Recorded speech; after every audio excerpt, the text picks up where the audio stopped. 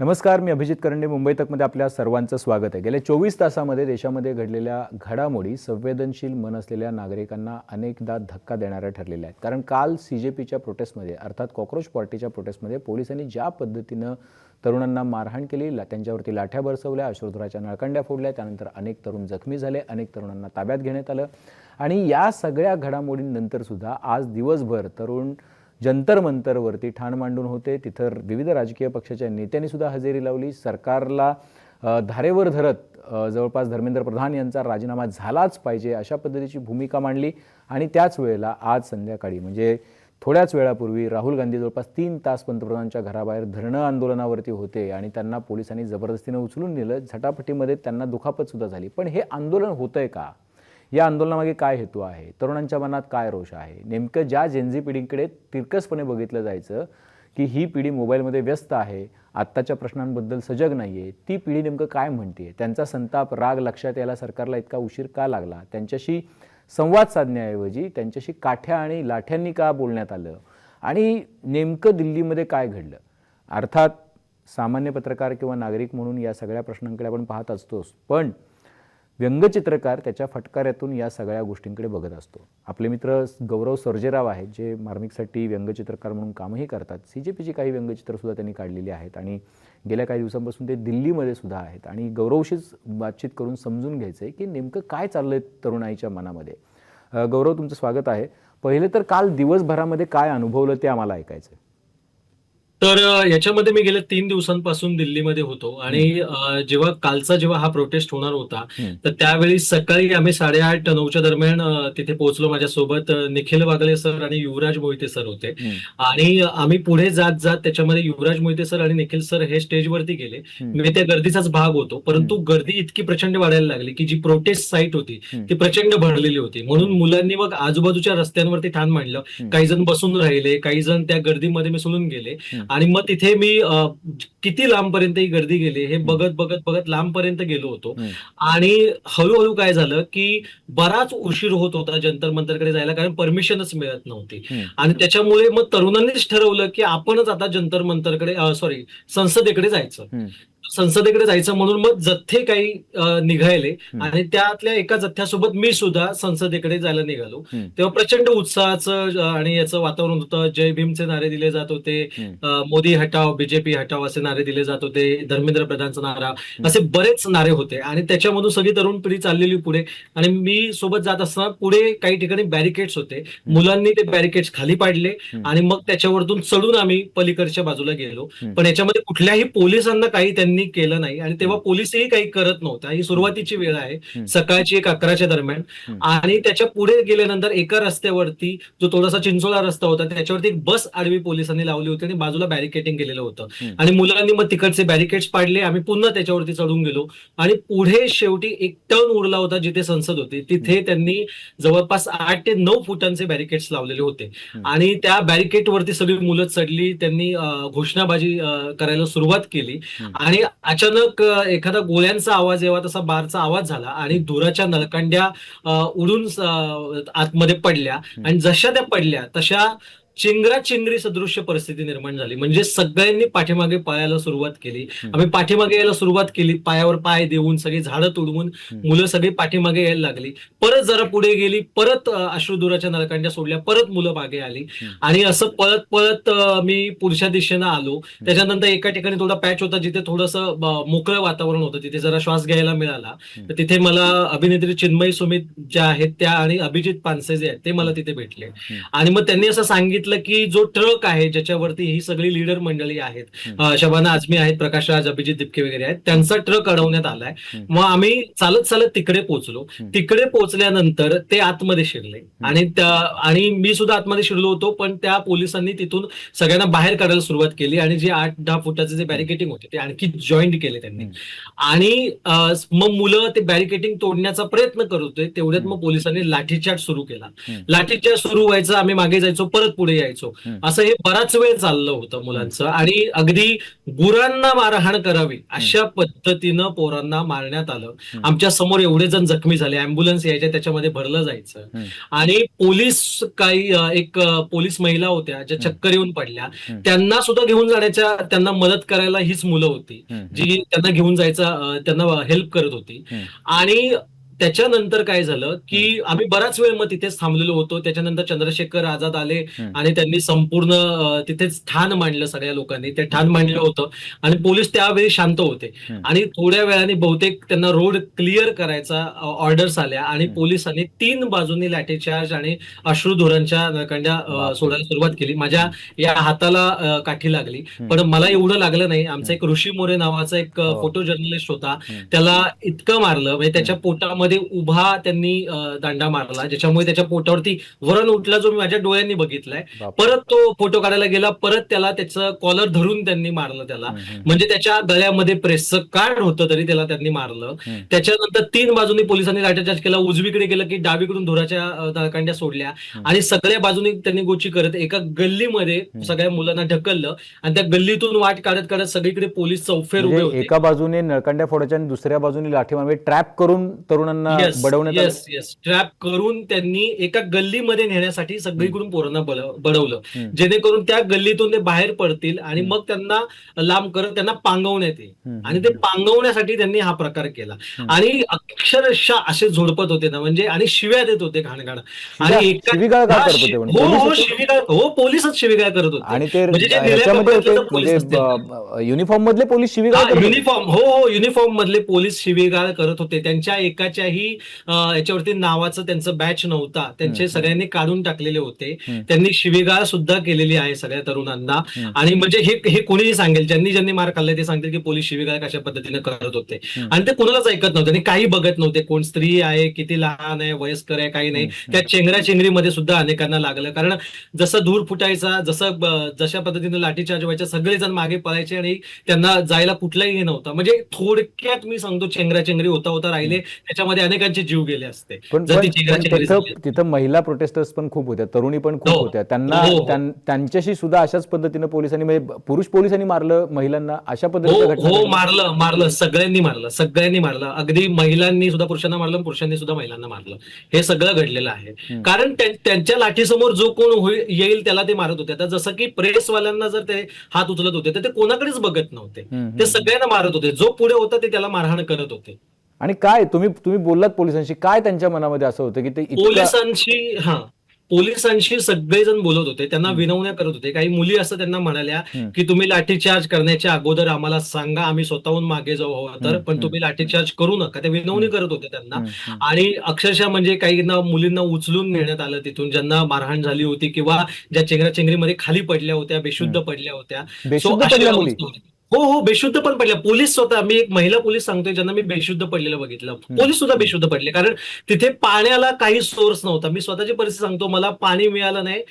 मी तिथे ज्यांच्याकडे बॉटल्स आहेत त्यांच्याकडे मागून पाणी प्यायलो, कारण तिथे आंदोलनाच्या ठिकाणी तर पाण्याची व्यवस्था वगैरे जनरली असते ना, म्हणजे बरेच लोक करतात, काही व्हॉलंटियर्स करतात. काहीच असं काही घडलं नाही, पोलिसांकडून मदत नाही झाली? पाण्याची एक गाडी आली, ती पोलिसांसाठी होती. तर तिथे पाणी भरून क्रेट आले होते, ते पोलिसांसाठी होते. जे लोकांकडे पाणी होतं तेच ते होते. म्हणजे मला तरी कुठेही टपरी ओपन नाही दिसली कुठे, कदाचित ते सगळं बंद करून टाकलेलं होतं.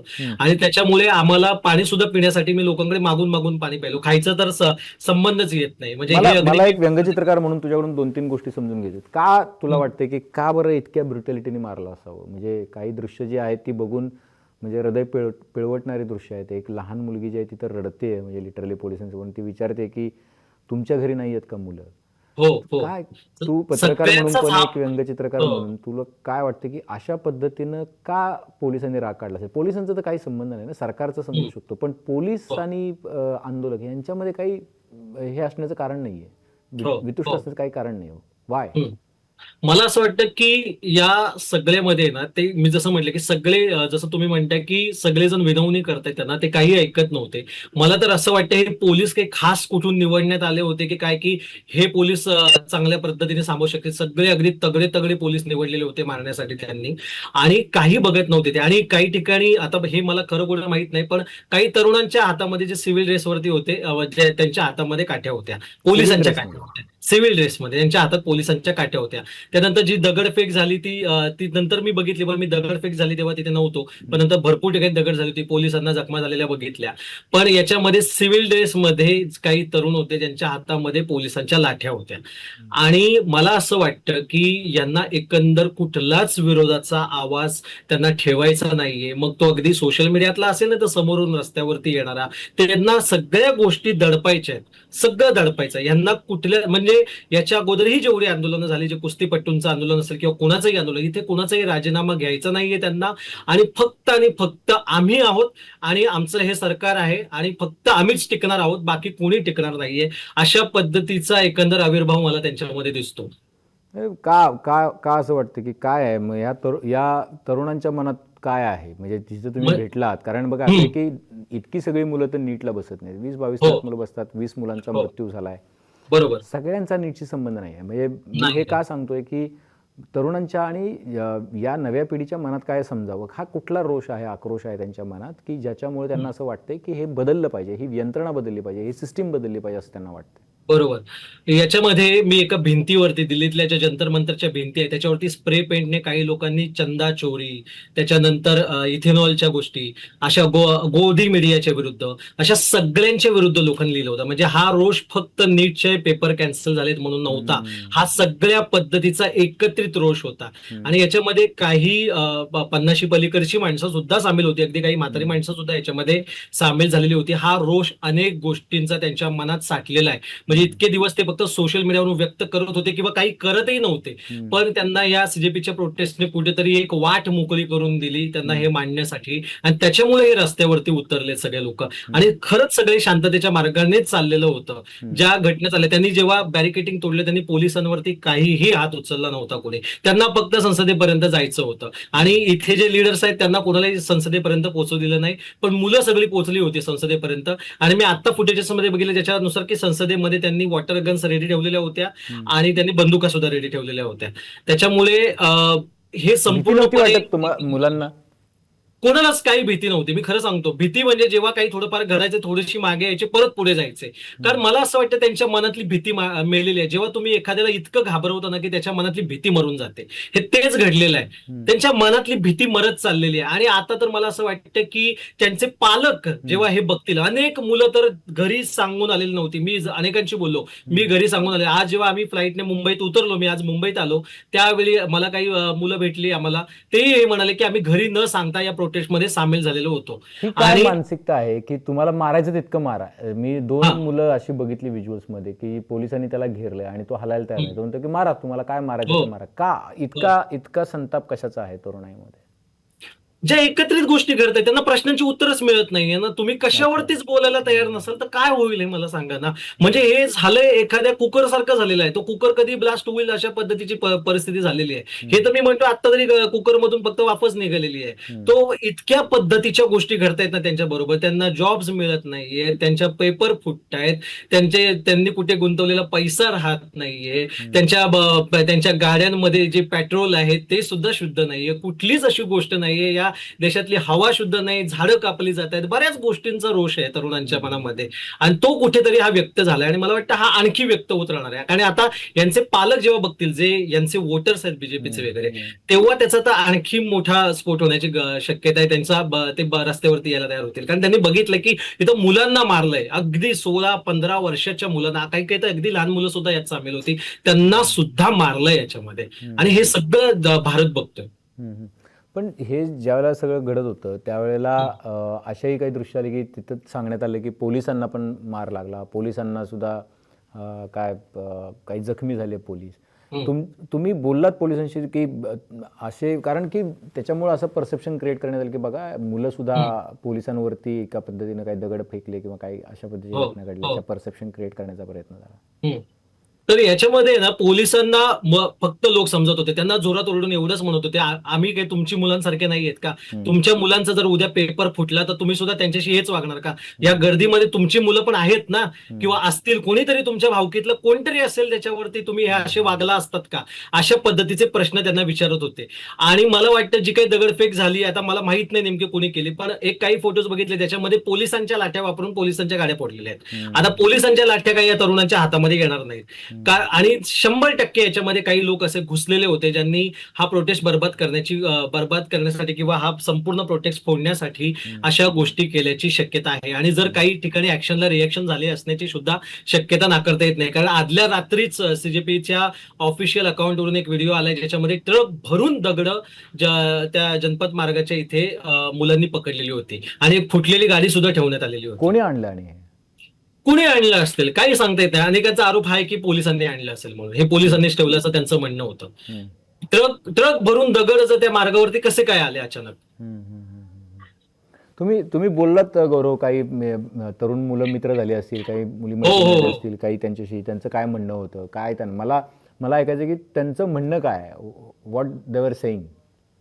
त्याच्यामध्ये मी ज्याच्यात भेटलो त्याच्यात अरुणाचल प्रदेशवरून काही जण आले होते, मध्य प्रदेश, युपी, बिहारचे तर सर्वात जास्त होते कारण ते जवळ आहे त्यांना, राजस्थान, महाराष्ट्र, बऱ्याच देशातल्या विविध भागातून आले होते सगळे लोक. आणि त्यांच्यामध्ये एक म्हणजे एक असं आहे की हा देश खरंच आमचा आहे का? या देशामध्ये आम्हाला शिकता नीट येत नाहीये, जगता नीट येत नाहीये, श्वास नीट घेता येत नाहीये, मग आम्ही म्हणजे अनेकांची ते होती की हा देश आम्ही सोडून जावं का, अशा पद्धतीची एक भावना होती. आणि आता कुठे त्यांना रस्त्यावरती उतरून त्यांना जेव्हा स्वतःचं मत मांडण्याची एक संधी मिळालेली आहे, एक आक्रोशामध्ये सहभागी व्हायची संधी मिळाली, तेव्हा हा अशा पद्धतीचा लाठीचार्ज केला गेलेला आहे. त्याच्यामुळे प्रचंड रोष, राग आणि भीती नव्हतीच. मला भीती फार कोणामध्ये काही दिसली नाही, सगळेजण लाठ्या खायला तयार होते.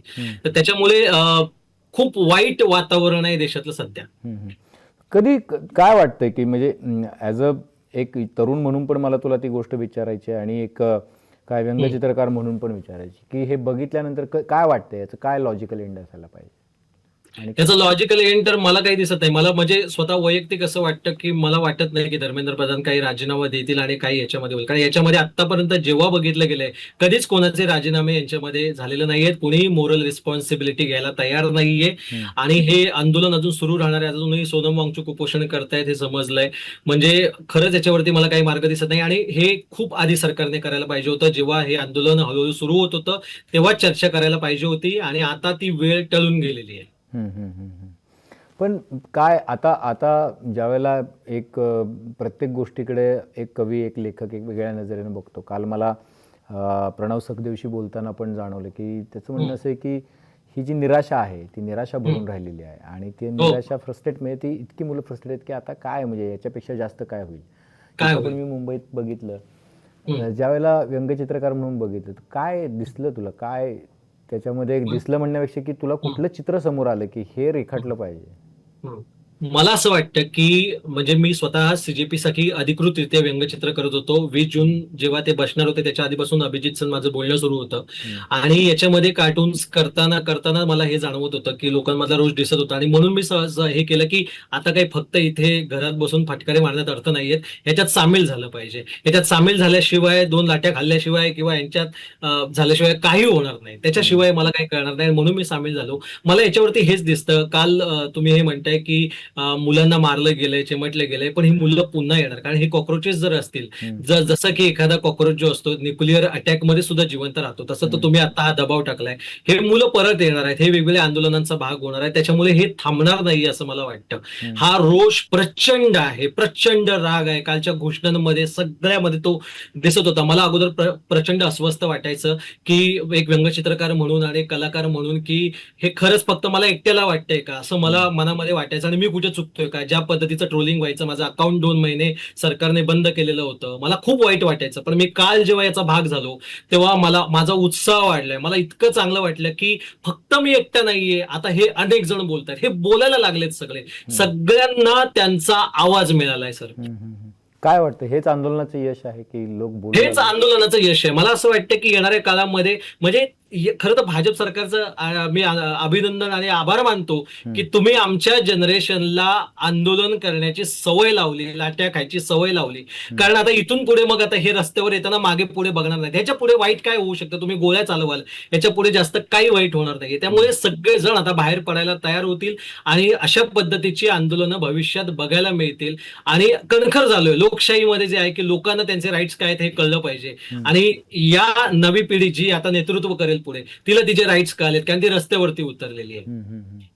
तर तुला असं वाटतं की कधी म्हणजे कारण जेनझीबद्दल किंवा जेनझी म्हणून नाही पण एकूण आत्ताच्या तरुणाईबद्दल बोलताना असं म्हटलं जायचं की अरे हे काय म्हणजे मोबाईलमध्ये आणि बाकीच्या सगळ्या गोष्टींमध्ये फार मशगूल असतात किंवा स्वतःच्या दुनियेमध्ये असतात किंवा ते फार मटेरियलिस्टिक आहेत असं पण बोललं जायचं. काय अनुभव आहे तुझा तर या पोरांसोबत फिरताना? ह्यांची लँग्वेज सुद्धा वेगळी आहे, म्हणजे ते आंदोलन करतात. मी काल पण इथं मुंबईमध्ये पण बघितलं, दे स्पीक डिफरंट लँग्वेज, म्हणजे डिफरंट म्हणजे त्यांची वोकॅब्युलरी वेगळी आहे, आपली वेगळी आहे, त्यांची वेगळी आहे. मला माहित नाही की तू जेनझीच्या पिढीचा आहेस की हो, मी जेनझी जिथे स्टार्ट होते 97. हा ठीक आहे. तर मग तुमची ती वोकॅब्युलरी पण वेगळी आहे, सगळ्याच गोष्टी वेगळ्या आहेत. तर काय तुम्ही म्हणजे काय विचार करता तुम्ही? आता याच्यामध्ये बघा खरंय म्हणजे प्रत्येक येणारी नवी पिढीला जुनी पिढी शिव्याच घालत असते, म्हणजे की यांच्याच्याने काय होणार नाही, आमच्या वेळी वेगळं होतं, छान होतं, अशा पद्धतीचं सगळं चाललेलं असतं. आणि हा अविश्वास सगळ्यांना वाटत असतो. पण मी खरं सांगतो, मला स्वतःला खूप दुःख व्हायचं की तरुण काही करत नाहीये, तरुणाला काही वाटत नाहीये. पण आता हा माझा पूर्ण दृष्टिकोन बदललाय. आणि ही जी पिढी आहे ना ती त्यांच्या राईट्स बाबत खूप जागरूक आहे. म्हणजे अगदी मी बघितलंय की त्यांना या देशामध्ये सफाई व्हावी असं वाटतं प्रत्येक गोष्टीची. आणि त्याच्यानुसार ते विचार करतायत. याच्यामध्ये काही लोक आहेत त्यांचे विचार वेगळे असून ते सुद्धा बदलतील मला असं वाटतं येणाऱ्या काळानुसार. पण ही पिढी खूप जागरूक आहे कारण ही सगळं बघते, सगळं ऐकते. यांच्याकडे सोशल मीडिया आहे आणि सोशल मीडिया असल्यामुळे हे सततचे जे अपडेट्स आहे ना त्याच्यातून त्यांची मतं बनतायत. आणि मतं बनताना ती यांना अधिकाधिक माझ्या मते परिपक्व बनवत चाललेली आहेत. आणि असं हे खूप चुकीचं त्यांच्याबद्दल आहे की ते वाचत नाहीत किंवा ते कुठल्याचा भाग होत नाही. हे आता आपण बघितलंय, ते वाचन सुद्धा करतात, ते सगळ्या गोष्टी अनालाइज सुद्धा करतात, ते पॉलिटिकली अवेअर आहेत. मला खूप आनंद या गोष्टीचा झाला. याच्यामध्ये म्हणजे 40% तरी आहे ना मुली होत्या, स्त्रिया होत्या या. आणि कारण असं म्हटलं जातं की मुली या पॉलिटिकली अवेअर नसतात, बायकांनी राजकारणामध्ये पडू नये अशा पद्धतीचा वेडेवाकडे विचार आहेत. पण इथे मुली स्वतःहून उतरल्या होत्या. एक मुलगा तर मला हे म्हणाल्या, त्या मुली येताना मी बघितलं आणि मी स्वतः आलो, कारण जर मुली येऊ शकतात, त्या जर न घाबरता येऊ शकतात तर मी का नाही येऊ शकत? मी तर मुलगा आहे, मी तर 2 लाट्या आणखी एक्स्ट्रा खाऊ शकतो, हे तो म्हटला. तर मुलींनी उत्साह वाढवला असेल मी म्हणतो बाकीच्यांचा सुद्धा, की आम्ही जाऊ शकतो. आम्हाला त्यांचे कपडे वगैरे फाडण्याचे सुद्धा प्रकार घडलेत. ते इतक्या त्यांना मारहाण झाली तरी मुली आल्यात. मुली जर प्रतिनिधित्व करतायत, नेतृत्व करतायत तर सगळेजण याच्यामध्ये येणार नक्कीच. निश्चितपणे बघा असं आहे की प्रत्येक पिढी काहीतरी नवीन शिकवत असते जुन्या पिढीला आणि जुन्या पिढीकडून काहीतरी नवीन शिकत असते. त्यामुळे देवाणघेवाण ही कायम चालू असते. गेल्या काही काळामध्ये कदाचित अशी शंका व्यक्त केली जात होती की ही शिकण्याची किंवा देवाणघेवाणीची प्रक्रिया बंद पडली आहे की काय, नव्या आणि जुन्यांची. पण मला असं वाटतं की परिस्थिती अशी आहे की ती प्रक्रिया बंद पडलेली नाही. तरुणांनी आपली ताकद दाखवलेली आहे, तरुणांनी आपलं शहाणपण दाखवलेलं आहे. रस्त्यावरती येऊन कुठल्याही पद्धतीनं हिंसक न होता आंदोलन करण्यासाठी खूप मोठी ताकद लागते. ज्या वेळेला मुलांनी दिवसभर लाट्या खाल्ल्यानंतर रॅपिड ॲक्शन फोर्सची मुलं तरुण ज्यावेळेला ते नोकरी करून दिवसभर परत चालले होते त्यावेळेला त्यांच्यासाठी टाळ्या वाजवल्या. हा जगाचा सगळ्यात टॉपमोस्ट सार्कॅझम जो आहे तो फक्त तरुण पिढीतच असू शकतो, तो दुसऱ्या कोणामध्ये असू शकत नाही. त्यांच्यामध्ये राग नव्हता, उपरोध होता की तुम्ही काय केलं आज. मला असं वाटतं की तो उपरोध त्यांना आयुष्यभर पुरेल, तो गिल्ट त्यांना आयुष्यभर पुरेल. मला असं वाटतं म्हणजे आता जसं तुम्ही उपरोधी याच्याबद्दल म्हटलेलं, हे जे सीजेपी हे जे प्रकरण काही उभं राहिलं हे सगळा एक विनोदच होता किंवा एक विसंगती शोधण्याचा प्रयत्न केला होता. कोणीतरी काहीतरी म्हटल्याने हे सीजेपी प्रकरण उभं राहिलं. मी स्वतः एक व्यंगचित्रकार आहे, मी एक विसंगती शोधण्याचं काम करतो, एक उपरोधिक टोले लावतो व्यंगचित्रातून. आणि आज हा एक जो टोला आहे ना हा असा लागलेला आहे की एक कुणीतरी आंदोलन उभं राहिलं आणि त्या आंदोलनामधून एका जोक मधून म्हणजे एक जस्टिस चीफ जस्टिस यांनी म्हटलेला एक वर्ड त्याच्यातून एक पार्टी किंवा एक प्रकारचं आंदोलन उभं राहतंय आणि आज त्याचं इतकं मोठं रूप बघायला मिळते. म्हणजे विनोद निर्मिती जी आहे म्हणजे विनोदामध्ये किती ताकद असते हे समजू शकतो आपण. निश्चितपणे बघा असं आहे की त्यांचे आभार मानले पाहिजेत, कारण सरन्यायाधीश सूर्यकांत यांनी जर ती टिप्पणी केली नसती की या टिप्पणी देशातले काही बेरोजगार तरुण जे आहेत त्यांना काही काम नाही आहे आणि मग ते सोशल मीडियावरती जाऊन वळवत असतात, तर जर ती टिप्पणी केली नसती तर कॉक्रोच नावाचा प्राणी जो आहे त्याची एवढी चर्चा झाली नसती. त्याची चर्चा झाली नसती तर अभिजित डिपकेनी कॉक्रोच जनता पार्टी नावाचं हँडल सुरू केलं नसतं आणि ते जगभरामध्ये एका दिवसामध्ये लोकप्रिय झालं नसतं, त्याचे सर्वाधिक फॉलोअर झाले नसते.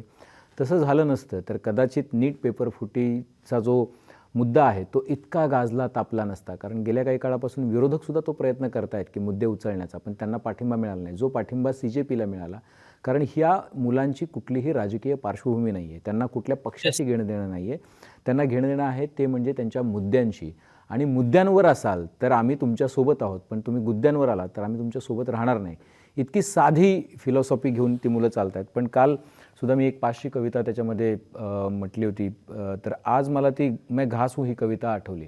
त्याचं कारण असं आहे की ही जी तरुणाई आहे आणि त्यांच्यातला जो विश्वास आहे आणि त्यांच्यातला जो जज्बा आहे तो कुठंही अशा पद्धतीनं मला असं वाटतं की या देशामध्ये या देशाची गरिमा जी आहे ती कायम ठेवण्यासाठी अशा पद्धतीनं पुढे येईल.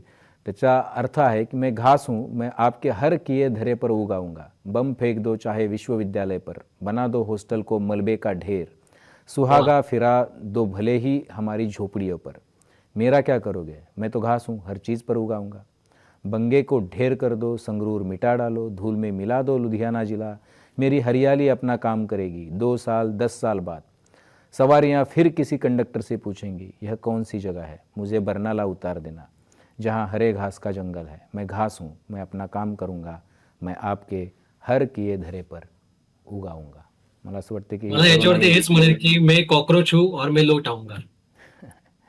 निश्चितपणे. तर तुमची काही मतं असतील, तुमचे काही अनुभव असतील तर ते निश्चितपणे कमेंट बॉक्समध्ये नोंदवा. तुम्ही मुंबईतल्या किंवा कुठल्याही देशभरातल्या कुठल्याही आंदोलनामध्ये सहभागी झाला असेल तर तुमचा अनुभव शेअर करा कमेंट बॉक्समध्ये.